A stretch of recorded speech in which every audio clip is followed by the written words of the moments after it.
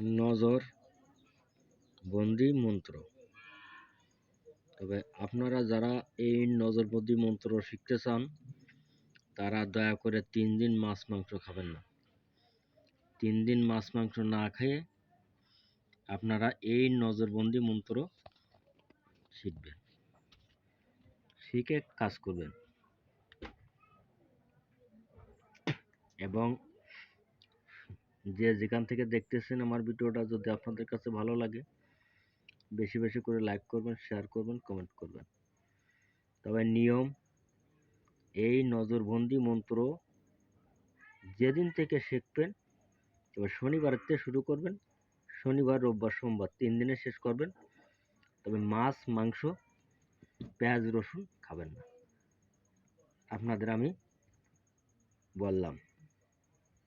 এবং শুদ্ধ বস্ত্রে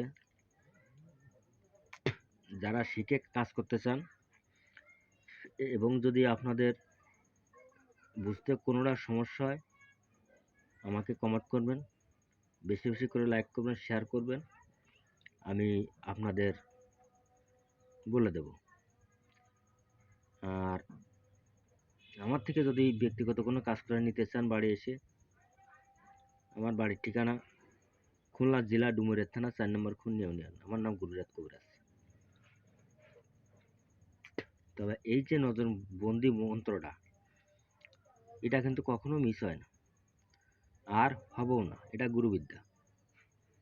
তবে আমার কাছে হাজারটো প্রকারের বিদ্যা আছে এবং আমার যারা শিষ্য সবদ আছে তারা যখন আমাকে বলে যে গুরুজি আমাকে অমুক বিদ্যা দেন, তমুক বিদ্যা দেন, তখন আমি তাকে দিয়ে দিই।